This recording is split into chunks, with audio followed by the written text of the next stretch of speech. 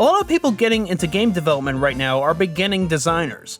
And with beginning designers, there's a level of cockiness, eagerness, and immaturity that can really benefit them. There's a level of delightful immaturity in Undertale, for example, when Toby Fox made that in his mid-20s. From the simple character designs to how it was written, even how the game was marketed and the achievements you can get in the game, it felt like a teenager was behind the wheel. It had that fun, positive, meme-loving tone that really could only have come from a developer at that young age. But on the opposite end, developers who've polished their game-making guns and have some tales to tell in the trenches can also benefit from having much more life experience.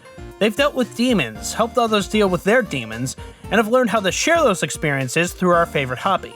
In retrospect, this game, even though we're playing through the eyes of an eager youngling who's probably a little bit too much of a teacher's pet, it's Psychonauts 2 mature and experienced developers that really make it shine.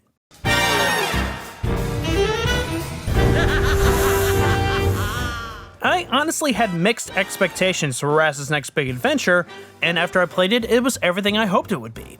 It adds plenty of variety to its core design, it looks breathtaking, and granted that might be Microsoft stepping in and helping. It carries that strange irony that made Double Fine such a respected studio. Platformers are one of my favorite genres, and this offers a solid challenge, and while the combat is somewhat basic, it gets the job done and has some tricks up its sleeve. For me, the real star of the show are the rich characters that are told through their inventive and clever levels. Just to name a few, there's a character that inhibits different personas where you figure out her insecurities. It even dives into light philosophy that adds depth to Raz as well. Who is the real Rasputin? The one you are with your friends?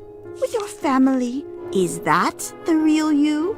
You enter the mind with a history as a medical worker, complete with memories of working at a hospital, which are the first part of the level. With your eagerness to psychonaut all the way, you accidentally cause an addiction problem. Later, you visit the same hospital, all decked out as a casino. It's strange, it's trippy, and it's very clever. Banana! Infection?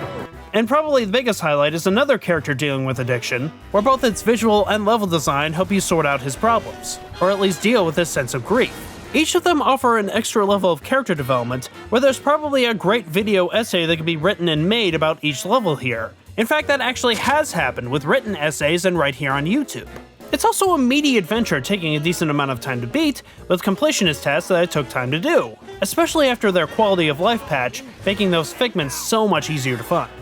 Double Fine lead designer Seth Marinello explained one specific collectible for this quality of life patch. This banana, which I apologize for. Oh, an apology! After looking at every blasted list of figments, soaring the internet for any helpful walkthroughs that don't help, and looking on every nook and cranny with similarly colored levels trying to figure out those damn things, and you're sorry! I guess that makes my hours in endless gameplay a whole fine, right?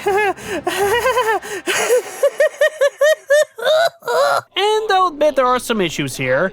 It's a Double Fine game, so the characters love talking constantly. So like 11 by 14 inches? No, that's legal. Hold on for the bacon. And admittedly, the final reveal of the big mystery of the game is a little bit too coincidental for me to fully buy. It's a bit of a stretch for me, but at the same time, it's a bit of a nitpick of a criticism on my part, and certainly no deal breaker. Whether or not Double Fine counted as an indie company is way too subjective to talk about in this little video, but I'm definitely going to miss what that two-headed Hydra did outside of the realms of Microsoft. In the very beginning of the company, its developers and Tim Schafer himself were Raz in the story, eager to prove themselves, immature, and sometimes got their giant heads stuck into some trouble. Ow! A party! For Psychonauts 2, the team has become the counselors themselves, an outsider organization in the broad stream of gaming, but still a big establishment. The focus of their older characters are much more rich because in their 20 years, they've grown up.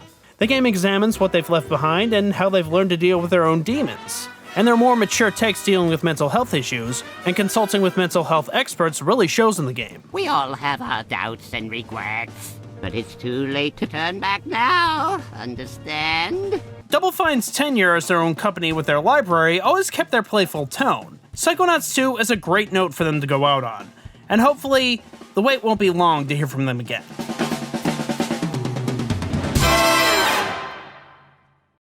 And this isn't going to be the last one you see from me. Only 3 more games to go in my Best of 2021 marathon? Well, technically 6. You'll see what I mean for the next video, which is another collection of games. Subscribe, spread the word, you know the drill, blah blah blah.